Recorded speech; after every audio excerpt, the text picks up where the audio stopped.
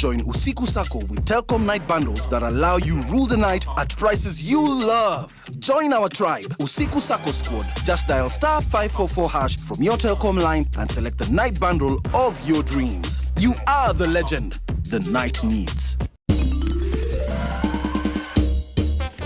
Sona moja imetengenezwa kwa njia spesheli ili kupambana na maumivu kwa haraka. Sona moja ina aspirin kama kiungo. Sona moja, kitulizo kamili. Maumivu yakizidi, pata ushauri wa daktari. Pembe Flour, your most trusted quality brand for over 3 decades, has a new look now. This new pack is available in all leading supermarkets and outlets. It's still the same flour. Great taste, so you can cook and bake all you love with Pembe Flour. Pembe yangu ni poa.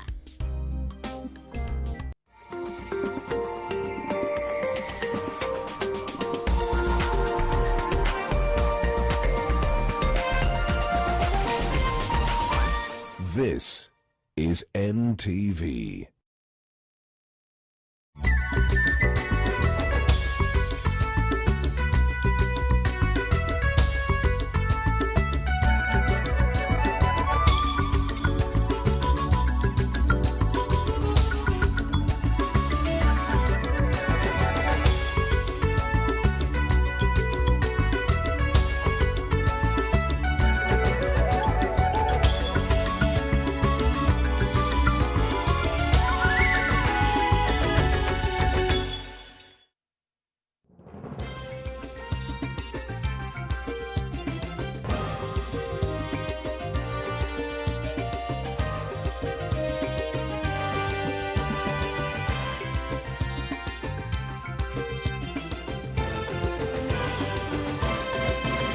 Na marhaba mpenzi mtazamaji, hujambo popote ulipo, ni sana wakati mwingine tena tunapokutana kwenye meza ya NTV jioni. Manake wanasema muda umefika na wakati umewadia. Wakati mwingine unaweza kusema wakati umefika na muda bado haujawadia. Tuna taarifa kemkem ambazo tumekuandalia ndani ya NTV jioni. Kuna taarifa kuhusiana na masuala ya kisiasa, ya kijamii na vile vile masuala ya kiafya, lakini kwanza tupate vipasho vya siku. I have for a long time now and successfully sought an appointment to discuss this issue with you. Mvutano kati ya Ikulu na idara ya mahakama wazidi kupanuka, huku jaji mkuu akimlaumu Rais Kenyatta kwa uhaba wa majaji nchini. Today, I'm delighted to inform you that we have discharged a record of 97 patients from various hospitals countrywide. Idadi ya waliopona corona yazidi ile ya walioambukizwa nchini chini ya saa 24, huku Marsabit ikijiunga na kaunti zenye COVID-19 nchini. Sasa wakazama time hizo, wakaogelea mchana mzima mpaka usiku, mpaka usubuhi ilipofika saa 5 mchana sisi tunaenda kwa fishing. Ndio tukaona imefika mto hapa sasa inaletwa na maji na wao bado wamezuia tu. Wavuvi wa Tanzania waliosombwa na mawimbi ya bahari hadi Kilifi wameokolewa na kuwekwa karantini kwa hofu ya corona. Na mwanamume wa miaka 38 auawa kwa kupigwa na mawe huko Tharaka Nithi kwa madai ya kumshambulia na kumuua mzee wa miaka 78. Mbashara kutoka Jumba na Nation. Hii ni NTV jioni na Salim Swaleh. Karibu tena mpenzi mtazamaji, na asante kwa kuichagua NTV kama kitovu cha habari za kweli na uhakika. Anayetusaidia upande wa pili wa studio kwenye lugha ya ishara ni David Agondoa. Tuanze na taarifa yetu kuu ambapo uhasama umezidi kutokota katika idara ya mahakama kati ya idara hiyo na afisi ya rais baada ya jaji mkuu David Maraga kumshutumu Rais Uhuru Kenyatta kwa kile anachodai kuwa ni kikwazo kwa utekelezaji wa haki humu nchini. Jaji mkuu Maraga anasema kwamba idadi ya majaji walioko na mrindikano wa kesi humu nchini ni vitu viwili tofauti. Seth Olale analikunjua jamvi la NTV jioni kwa uketo wa taarifa hiyo. Takriban wiki moja tangu kupuzilia mbali amri kuu kutoka kwa afisi ya rais iliyolenga kufanya mabadiliko katika idara mbalimbali za serikali na mahakama, Jaji mkuu David Maraga alijitokeza tena na kuikashifu vikali serikali kuu, huku akiona kwamba afisi ya rais iko katika mstari wa mbele kukiuka sheria. The president's disregard of court orders does not bode well for our constitutional democracy and is potentially a recipe for anarchy. Maraga hasa alilalamikia uamuzi wa Rais Uhuru Kenyatta kukataa kuidhinisha na kuajiri majaji 41 waliopendekezwa na tume ya JSC mwezi wa Julai mwaka uliopita ili kujiunga na mahakama katika vitengo vya rufaa, mazingira na leba. President is obliged by the two court valid orders to appoint the 41 judges within 14 days of the decisions of those two courts. Aidha, Maraga alitoa mfano wa kisa cha kuwafurusha kwa lazima wakazi wa mtaa duni wa Kariobangi hivi majuzi, akisema ni miongoni mwa maagizo ya mahakama yaliyopuuzwa na serikali kuu. Attempts to compel the accounting officers in the relevant ministries are always rebuffed with the contemptuous utadu attitude. How can we expect God to bless our nation when we are so callous to the most desperate in our society? Serikali vile inalaumiwa kwa kutosikizwa na kuamuliwa kwa maelfu ya kesi ambazo sasa zimerundikana kotini. If you file a land case in the Environment and Land Court at Milimani, Nairobi today, the earliest your case will be heard is in 2022. Kwa mfano, kufikia tarehe 31 mwezi Machi mwaka 2020, ni majaji 33 pekee walikuwepo kushughulikia zaidi ya kesi 16,450 katika mahakama ya mazingira. Katika mahakama ya rufaa kulikuwa na majaji 15 kusikiza kesi 7,315, huku wengine 12 wakishughulikia zaidi ya kesi 13,000 katika idara ya leba. Lakini kwa nini rais wa mahakama unatumia vyombo vya habari kumjibu rais wa jamhuri? For a long time now, unsuccessfully sought an appointment to discuss this issue with you, leaving me with no option but to raise the matter through this public statement. Wakati huo, afisi ya mwanasheria mkuu imeelezea NTV kwamba inaendelea kutathmini yale jaji mkuu aliyasema na kwamba itatoa taarifa kamili katika siku zijazo. Chama cha wanasheria nchini ambacho kinaunga mkono msimamo wa jaji mkuu David Maraga kimetishia kwenda mahakamani kupinga agizo la rais. Seth Olale, NTV, Nairobi. Naam, asante sana Seth Olale. Bila shaka mtazamaji, taarifa hiyo yake Seth Olale inatupeleka katika swali letu la siku leo, na tunakuuliza mpenzi mtazamaji, je, una maoni gani kuhusiana na mivutano kati ya Ikulu na idara ya mahakama kuhusiana na uteuzi wa majaji? Je, una maoni gani kuhusu mvutano kati ya Ikulu na idara ya mahakama kuhusiana na uteuzi wa majaji? Unazungumza nasi kupitia mitandao yetu ya kijamii @SalimSwaleh001 kwenye Twitter na kwenye Instagram na vile kwenye Facebook Salim Swaleh, @NTV Kenya, @NTV Jioni, hashtag kama kawaida huwa ni NTV Jioni. Tutazungumza mengi, nitakuwa naangalia yale ambayo unazungumzia katika mitandao ya kijamii baadaye kidogo. Lakini tukirudi katika taarifa ambazo tunaendelea kuzifuatilia kwa karibu zaidi, kuna taarifa nyingine ambayo ni vute ni kuvute katika chama cha Simba, chama cha Ford Kenya. Na leo viongozi hao wa chama cha Simba wamekutana na msajili wa mahakama, na katika mkutano wao huo msajili wa mahakama Anderetu ameshachapisha mapendekezo ya uongozi mpya wa Ford Kenya katika gazeti rasmi la serikali, gazeti ambalo linatoa mapendekezo kuhusiana na kuondolewa kwa Moses Wetangula kama kiongozi wa chama hicho, na katika nafasi yake chukuliwa na mbunge wa Kandui Wafula wa Munyenyi. Sasa Wetangula amekwenda katika ofisi ya msajili wa mahakama, msajili wa vyama vya kisiasa kunradhi, na kutoa malalamishi yake akisema chama kiko imara na njia pekee ya kumuondoa mamlakani ni kupitia uchaguzi wa wajumbe. Tunataka kuambia msiwe na wasiwasi yoyote hata kidogo. Chama cha Simba kiko imara chini ya uongozi wa party leader, kinara wa chama ambaye anaongea na nyinyi saa hizi, Senator wa Bungoma. Wale wengine ambao wanataka kunyakua uongozi wa chama kwa njia ya mkato. Tunasema lazima washindwe, kwa sababu hiyo ni njia ya shetani.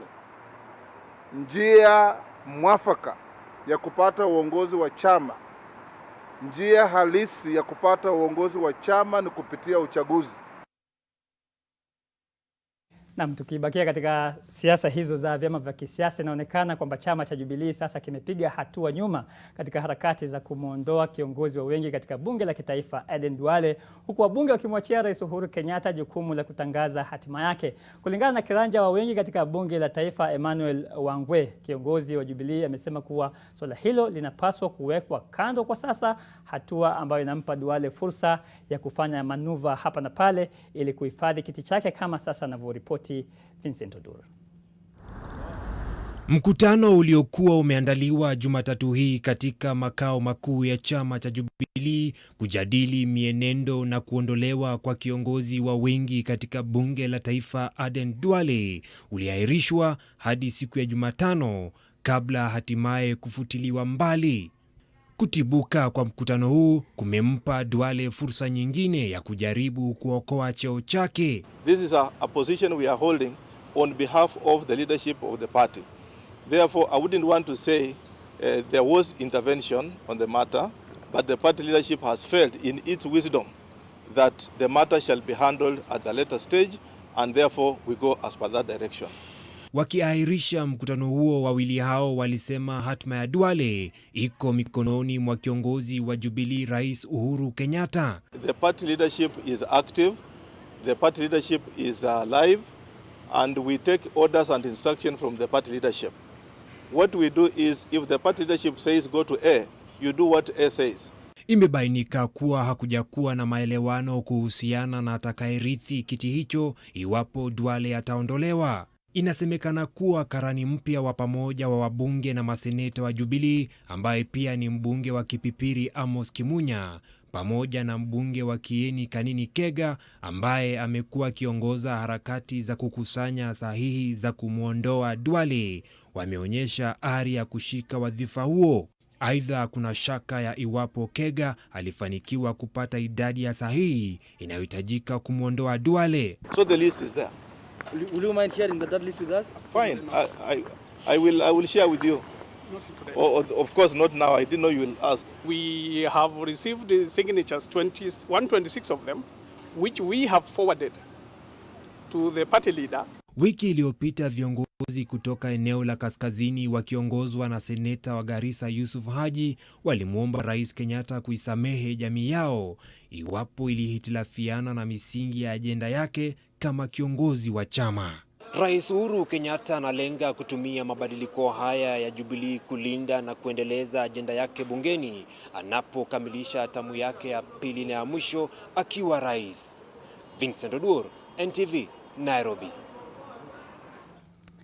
Shukran sana Vincent Odur. Katika taarifa nyingine ni kwamba idadi ya wahudumu wa afya walioambukizwa virusi vya corona humu nchini inazidi kuongezeka, na kulingana na chama cha madaktari nchini KMPDU ni kwamba wahudumu wa afya 81 kutoka kaunti mbalimbali wameambukizwa virusi vya corona. Huku haya yakijiri, leo wagonjwa waliopona COVID-19 chini ya saa 24 imezidi ile walioambukizwa, huku kaunti ya Marsabit ikiwa ya hivi karibuni kabisa kusajili kesi ya kwanza ya ugonjwa huo. Helena Ura na maelezo zaidi. Huku Kenya ikithibitisha visa 95 vipya kutoka sampuli 1096 katika saa 24 zilizopita, Wakenya wanaendelea kuhimizwa kuzingatia kanuni na masharti yaliyowekwa na serikali. Hata hivyo, kumekuwa na wasiwasi kuwa kaunti mbalimbali bado hazina uwezo wa kukumbana na virusi hivi. Our counties are not yet prepared to handle a surge in cases. We anticipate that in the next few days we shall actually hit the 200 mark, going by how the figures have been going. So that means that for this month, we are likely to see an exponential increase in cases. The healthcare system has been stretched, both in terms of infrastructural capacity, but also in capacity of human resource. Which is why, as the government made a commitment to be able to put forth resources to employ more healthcare workers. Wahudumu wa afya wanatarajiwa kupata marupurupu ili kuwakimu katika janga hili. Hata hivyo, sio wote katika kaunti zote wamepata marupurupu hayo. Licha ya kuweko na juhudi za kuwapa mafunzo wahudumu wa afya, bado wanakabiliwa na hatari ya kuambukizwa virusi vya corona. This is a risk. It's an occupational risk. And therefore, from time to time, we are likely to see that these individuals may get infected. Not because that they are not well protected, because I think in terms of, and this is answering the question what the government is doing, is to ensure that we are providing the necessary protective gear to these frontline workers. Wahudumu wanaoangalia wagonjwa pamoja na watu walio na miaka 60 au zaidi wametakiwa kuvaa barakoa za N95 ili kujikinga na virusi. Helen Aura, NTV. Naam, asante sana Helen Aura. Tuingie katika taarifa nyingine ambayo inahusiana na habari hizo za COVID-19, ambapo shirika la Umoja wa Mataifa linaloshughulikia makao ya binadamu UN Habitat pamoja na mamlaka ya uchukuzi na usalama barabarani NTSA limezindua mpango wa kutumia michoro ya grafiti kutoa hamasisho kwa umma katika usafiri wa umma au katika matatu kuhusiana na umuhimu wa kujikinga virusi vya corona. Tangu kutangazwa kwa kisa cha kwanza cha corona hapa Kenya Machi 13, brashi za kuchora zimegeuka kwa vyombo vya hamasisho kwa umma kuhusu udhibiti wa maambukizi. Kundi moja la wasanii limekuwa likichora picha za kufunza umma kuhusu mbinu mwafaka za kudhibiti maambukizi ya COVID-19 katika magari ya uchukuzi wa umma. Economy inafunguka na watu wanaenda job each and every day. Tukiweza kuangalia matatu ndio enye watu wanatumia sana. Tukakuja na idea ya kuweza kuweka graffiti kwa matatu. Imechukuliwa na watu wengi as a very very nice thing. Watu wanaiona, watu wanakumbuka about the measures like you need to wash your hands, you need to sanitize. Akizungumza kwenye uzinduzi uliofanyika katika afisi za mamlaka ya barabara za mjini humu nchini, mkurugenzi mkuu wa mamlaka ya NTSA Njao alisema hatua hiyo ya kuchora grafiti kwenye matatu kuhusu corona itawaelimisha Wakenya wengi, kizingatiwa kwa idadi kubwa ya wananchi hutumia magari ya matatu kwa usafiri. COVID is here to stay with us. COVID is going nowhere. Bringing more education, sensitization and training both in a formal and in an informal manner. Kulingana na UN Habitat, vijana wengi watapata ajira kupitia uchoraji wa maandishi hayo ya kupasha habari kwa umma kwenye matatu. The public generally, everyone is now aware about COVID, the effects of COVID, how it is ravaging the society. And with that effort, we hope that the whole country will be covered with safety messages and how to prevent the spread of COVID for passengers who are using these vehicles. Michoro ya grafiti katika matatu inatarajiwa kuimarisha uelewa wa wananchi kuhusu homa ya corona na mbinu za kuzuia maambukizi.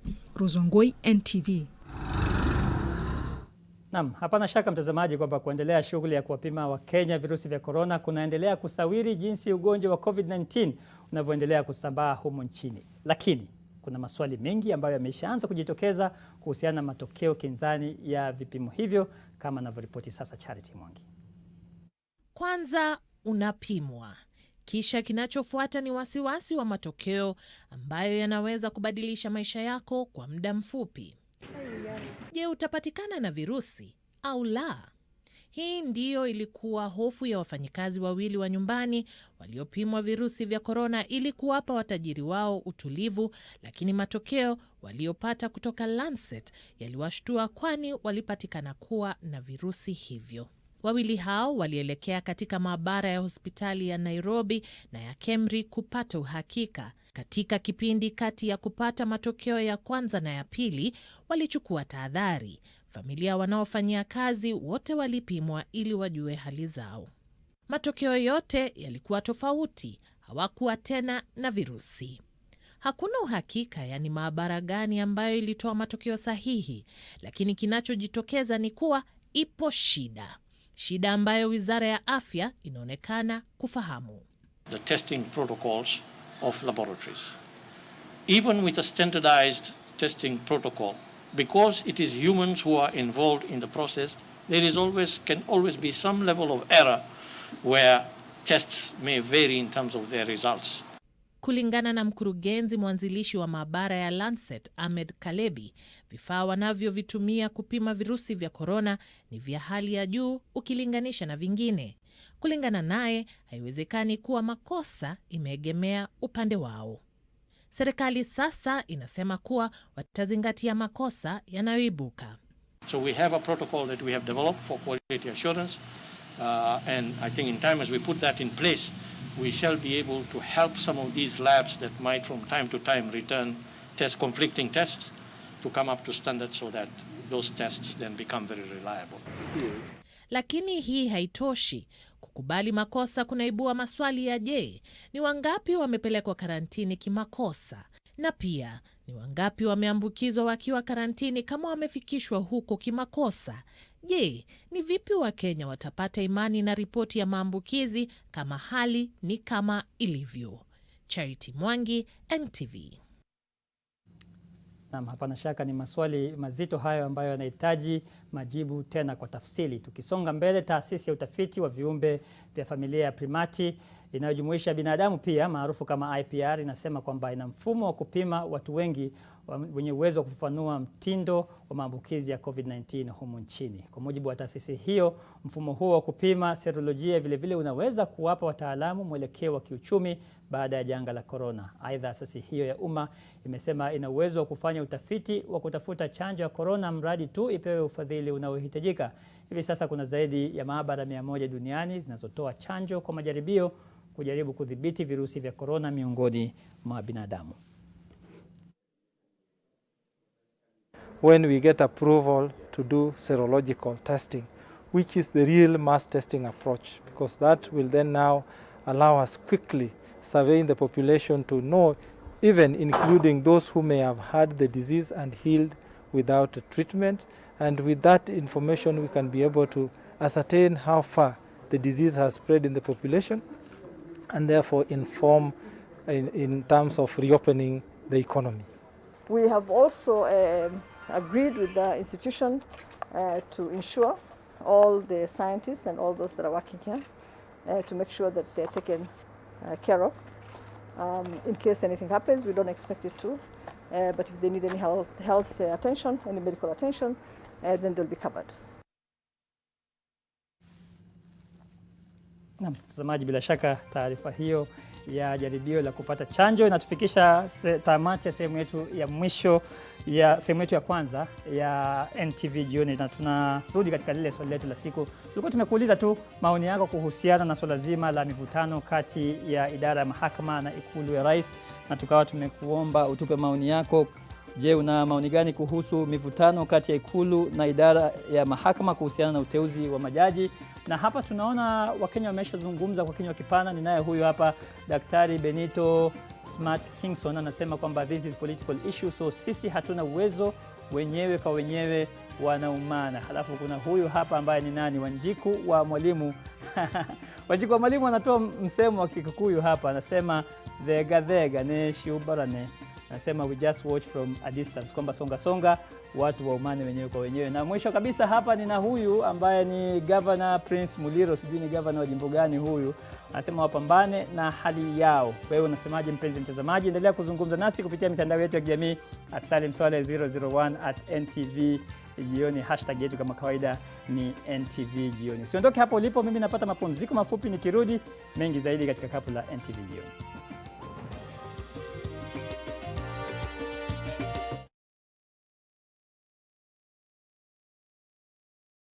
Je, maumivu ya kichwa na kukosesha amani? Kaluma Strong hutuliza maumivu ya kichwa, maumivu ya mwili na hata huondoa joto jingi mwilini. Kaluma Strong ina aspirin kama kiungo. Maumivu yakizidi, muone daktari.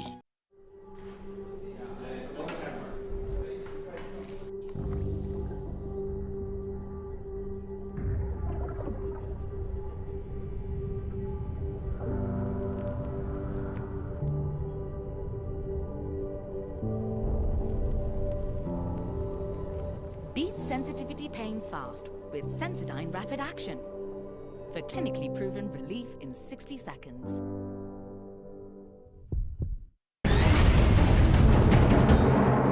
I just want to know where my family is. I want to let them know that their plan to kill me failed, that I'm still alive, especially that Samantha. I assure you, I am not the enemy. My loyalty is with you, Dad. So, what do you want to happen now? I just want to make sure that you managed to do what you needed to do. I don't care if I die, I'm going to look for my family. I want you to find her grandmother, as well as her brother.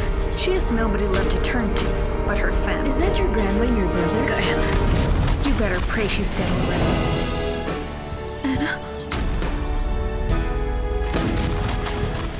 What comes to your mind when you think of the perfect home for your family? Victory Gardens offers exactly that and much more.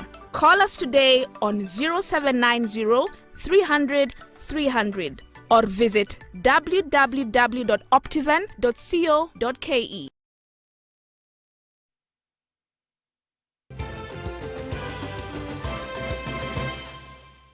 Naam, karibu tena mtazamaji, kama ndio kwanza unafungulia runinga yako na kujiunga nasi, unatazama NTV Jioni. Mabaharia 7 kutoka nchini Tanzania wamewekwa karantini huko Kilifi baada ya kuokolewa baharini ndani ya mipaka ya Kenya. Mabaharia hao waliokolewa baada ya chombo chao kusombwa na mawimbi makali, huku mamlaka inayoshughulikia usalama wa baharini ikitoa onyo kwa mabaharia kuhusiana na mawimbi makali yanayoendelea kushuhudiwa katika bahari Hindi. Kevin Mutai ana maelezo zaidi. Meli moja inayomilikiwa na mfanyabiashara kutoka nchi jirani ya Tanzania inayojulikana kama Haina Holo imepatikana kwenye mipaka ya Kenya ikiwa na mabaharia 7. Chombo hicho kilisombwa na mawimbi makali baharini hadi Shariani, umbali wa takriban kilomita 70 kutoka Tanga. Wakazama kwa hiyo bahari ya Pemba katikati huko, kabla hawajafika Pemba. Sasa wakazama time hizo, wakaogelea mchana mzima mpaka usiku, mpaka usubuhi. Ilipofika saa 5 mchana, sisi tunaenda kwa fishing, ndio tukaona imefika mto hapa sasa, inaletwa na maji na wao bado wamezuia tu, kwa sababu haya maji ni ya mwezi na yana nguvu.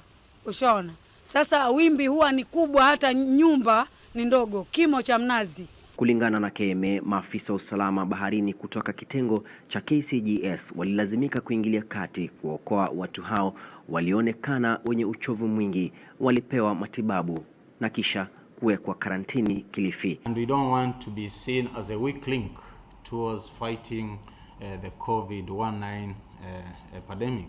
So as a regulator, is a requirement that once we have such a scenario or such an incident, that the entire crew or all personnel on board that vessel are supposed to be taken to quarantine. Meli hiyo ilitoka Tanga tarehe 2 mwezi Juni, lakini ilipata hitilafu za kimitambo punde tu baada ya kuanza safari. If you have a small vessel and you are venturing into the sea or into the inland waters, strong winds in excess of 25 knots, and then with those waves, then you don't expect to have a good sail.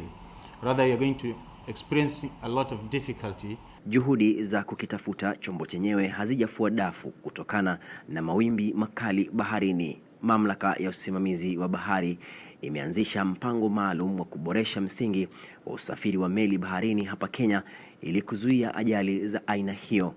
Visa viwili vya hitilafu za vyombo vya baharini viliripotiwa wiki 2 zilizopita, ingawa hakuna aliyedhurika. Aidha, wasafiri wametakiwa kuwa makini wakiwa baharini ili kuzuia ajali. Kevin Mutai, NTV, Mombasa.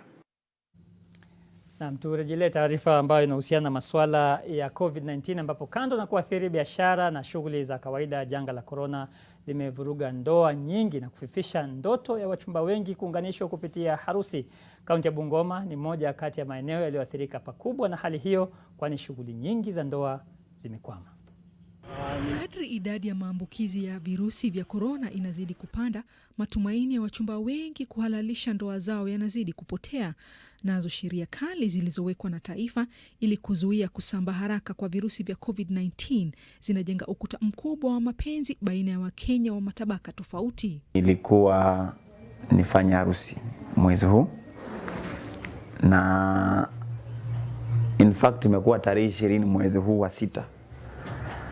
Na mipango yote ilikuwa sawa. Hata suti yangu mimi mwenyewe ilikuwa tayari.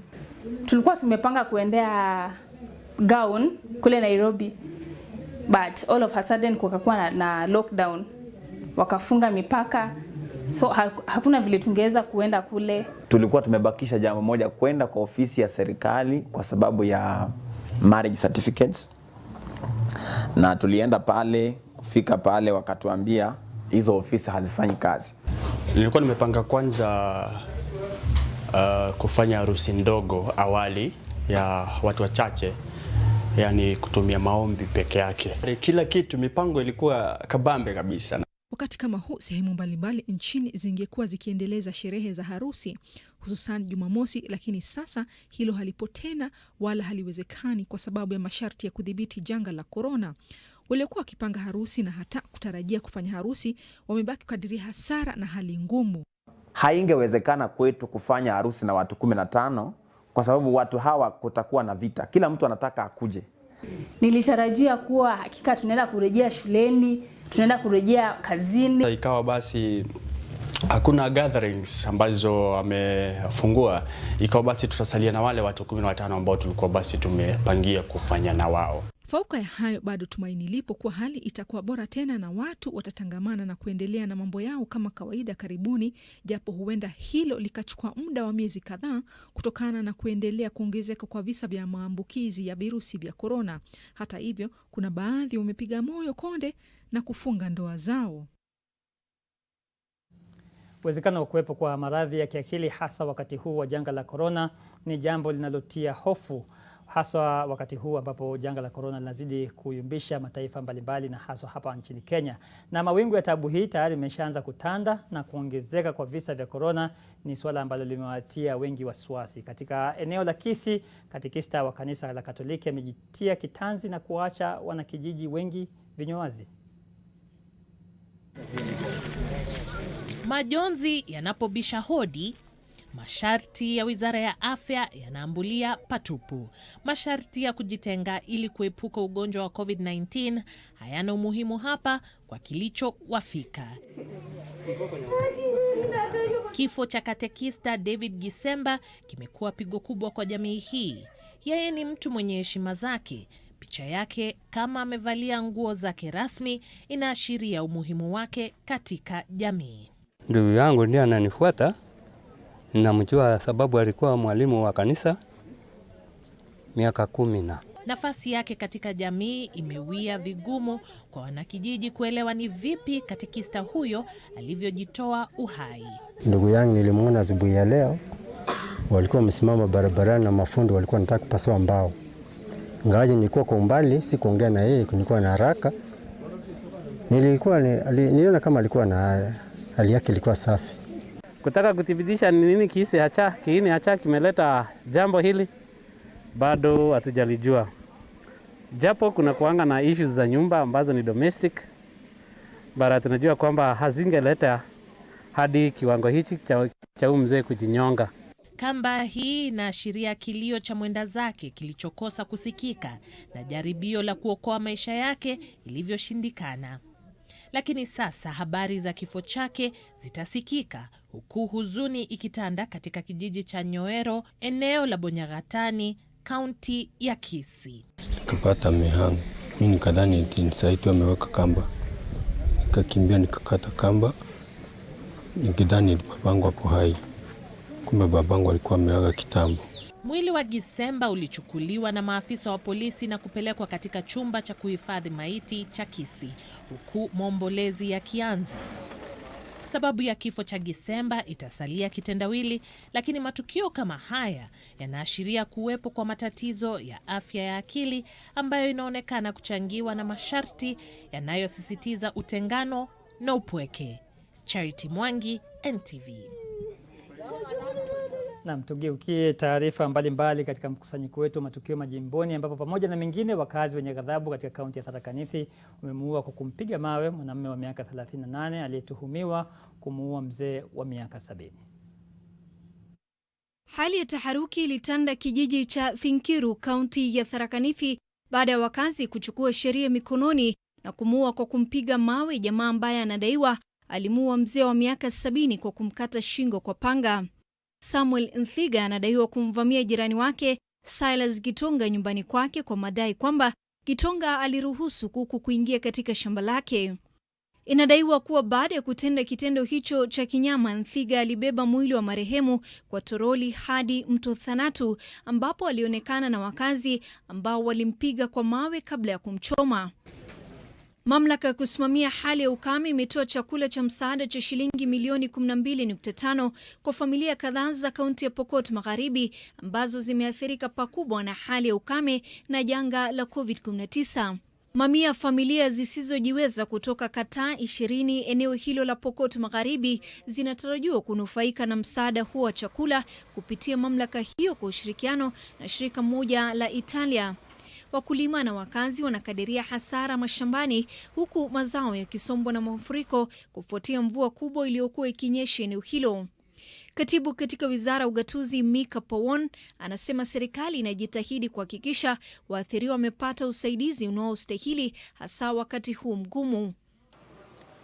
Vita dhidi ya ulanguzi wa mihadarati vimechacha katika kaunti Isiolo. Hii ni baada ya serikali kupeleka kikosi maalum cha maafisa wa kukabiliana na mihadarati na wale wa kitengo cha kukabiliana na ugaidi katika eneo hilo.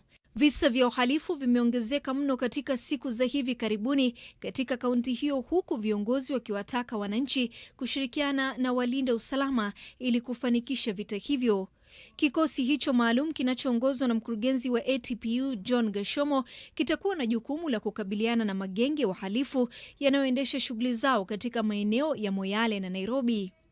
Kaunti ya Isiolo imekuwa ikigonga vichwa vya habari kutokana na visa vya mara kwa mara vya kunaswa kwa mihadarati, hasa misokoto ya bangi. Hatimaye maelfu ya wafanyabiashara katika soko la Kibuye, kaunti ya Kisumu, wanakadiria hasara baada ya serikali ya kaunti hiyo kubomoa soko hilo. Wafanyabiashara hao wanasema wamepoteza mamilioni za pesa kutokana na hatua hiyo. Aidha, wamesema serikali ya kaunti haikuwapa notisi kwani hawajui wataanzia wapi, hasa wakati huu ambapo taifa linapokabiliana na janga la korona. Wakati huo huo, wamesema wengi wa wafanyabiashara hapo walikuwa na mkopo ya benki. Kaltun Jama, NTV.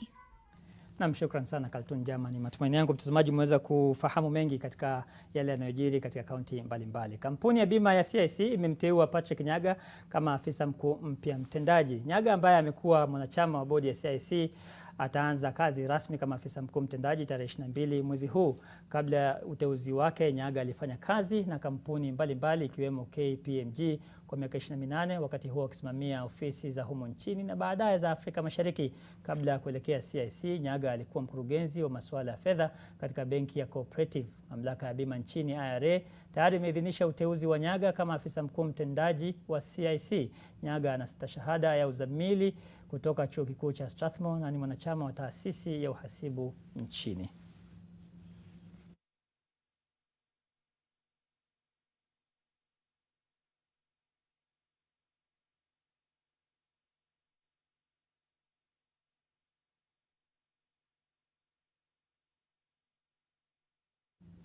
Na mtazamaji, bila shaka unajua hapa katika Nation Media Group tuna mengi ambayo tunakufahamisha kupitia televisheni, kupitia redio na vile vile katika gazeti. Na Jaji Mkuu David Maraga amemchemkia Rais Uhuru Kenyatta akimwambia kwamba yeye amekuwa kikwazo katika utekelezaji wa haki humu nchini. Ni moja kati ya taarifa kuu ambayo itapewa kipaumbele katika gazeti lako la Taifa Leo toleo la hapo kesho. Usikose kujinyakulia nakala yako.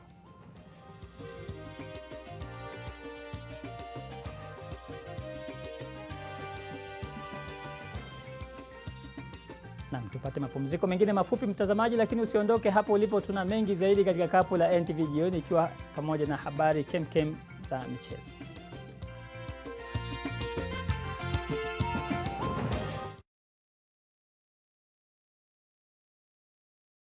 My whole life is in my phone.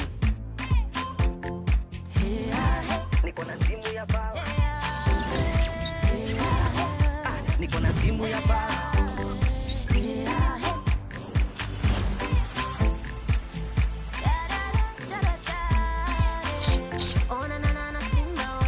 Niko na simu ya baba. Mimi niko sawa. Niko na simu ya baba. Kanipicha simu ya baba.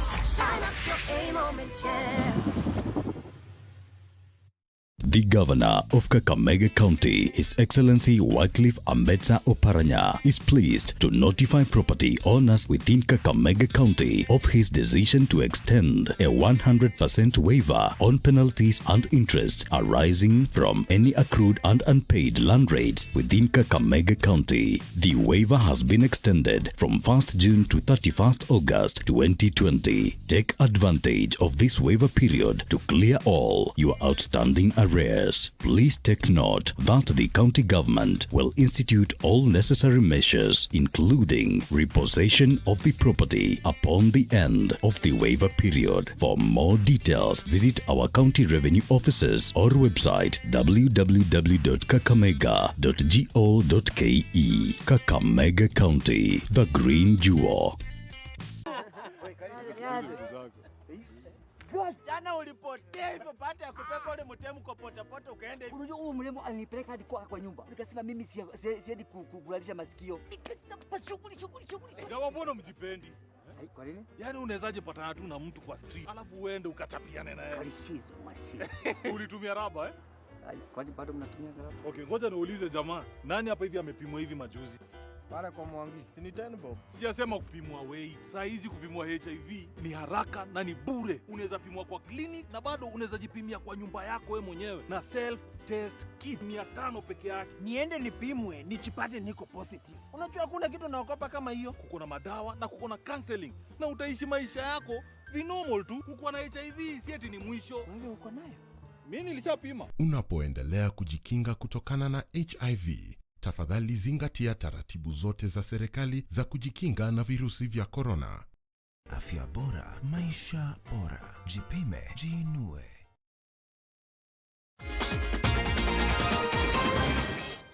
Naam, karibu michezoni mtazamaji, na huku Rais Uhuru Kenyatta akiongeza kipindi cha marufuku dhidi ya mikusanyiko ya hadhara ambayo bila shaka itaathiri michezo. Waziri wa michezo humu nchini Balozi Amina Mohamed amesema muda huu utatumika kuweka mikakati zaidi ya jinsi ya kurejelea michezo wakati huu wa janga la corona. Lakini tumeestablish committee ambayo itafanya kazi kwa muda wa wiki 3 hivi kutuambia tunataka tuweke protocol gani kwenye stadia zetu ndio tuanze michezo tena. Kwa hivyo itachukua muda huo ambao Mheshimiwa Rais aliongea juu yake, siku kama 30 hivi kwao kwenda kila mahali kuongea na washikadau wenzao ili kuelewa ni wakati gani tunaweza kuanzisha michezo tena. Lakini kamiti tumetekeleza tayari.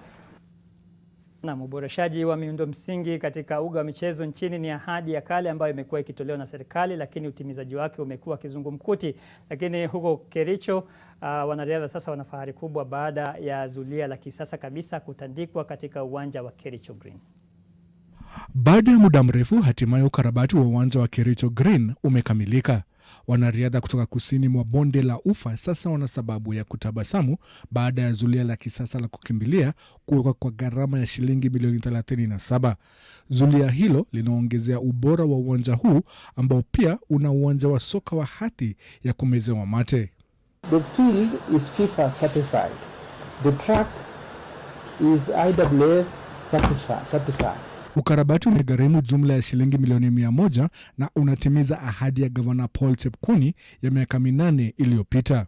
I promised the youth that I would improve sports, and sports is holistic, it's about the game as well as the facilities.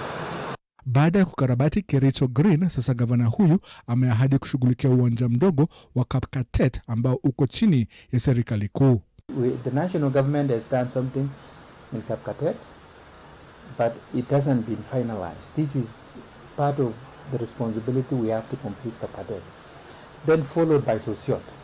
We want to make sure that each sub-county has a good stadium. Kando na viwanja, kaunti ya Kericho pia imeweka mikakati ya kuboresha maisha ya wanariadha wanawake wa kaunti hiyo.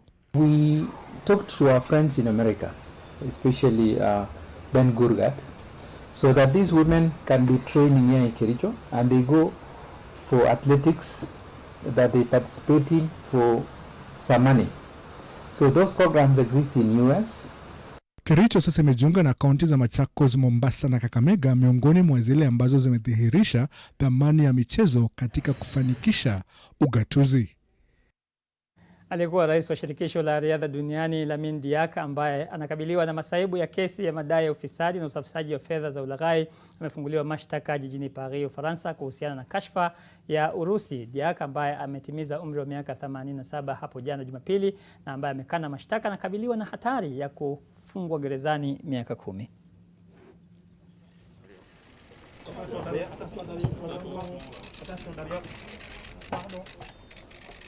Naam, huku ligi kuu ya kandanda nchini ikiwa ingali imesimamishwa kutokana na janga la corona, katika nchi jirani ya Tanzania ligi kuu itarejelewa siku ya Jumamosi. Mchezaji wa Kenya Francis Kahata, ambaye alihamia Simba FC kutoka Gor Mahia mwaka uliopita, aliondoka humu nchini wiki jana na kujiunga na timu yake kwa mazoezi baada ya kuvuka vizuizi kadhaa barabarani kutokana na mikakati ya kukabili janga la corona. You can see that Kahata has elevated his status, so to speak. He's done very well for Simba. You know, when you play for a club that is so well supported, that has got numbers, it gives, you know, a credence to players' profiles. You know, so but as an individual, Kahata has really taken Simba to the next level. He's been a professional. He's done his job diligently, and he's really contributed immensely in the success that we are currently experiencing as a club.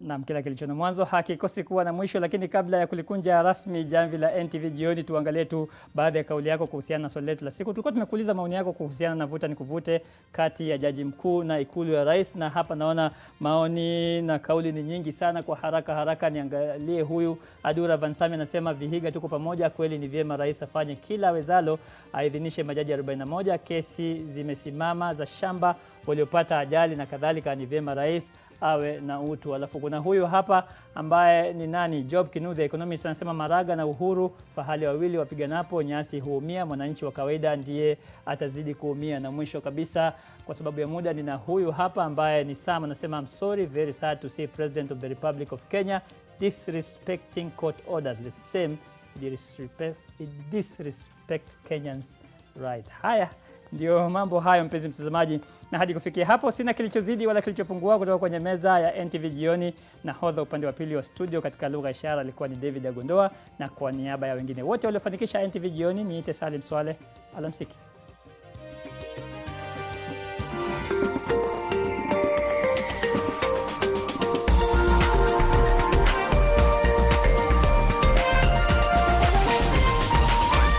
This is NTV.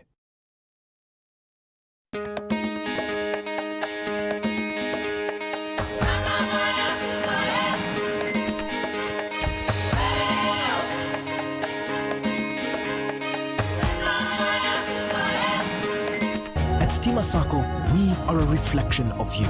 We are a stable, financially sound institution providing tailor-made services to add value to your life, time and money. We are guided by your aspiration. We are Stima Sacco, a true reflection of you. What makes a Kenyan dental mom powerful? I encourage my kids to learn new things. And if they get hurt, I rely on the power of my Dettol's One Capful. To fight germs, it's like my own first aid kit. My family needs protection from germs. I use the power of Dettol's One Capful to disinfect surfaces and clothes to keep them clean and safe from germs. I trust the power of Dettol's One Capful for bathing. The power of Dettol's One Capful protects from up to 100 illness-causing germs. Dettol, Kenya's #1 antiseptic for fighting germs.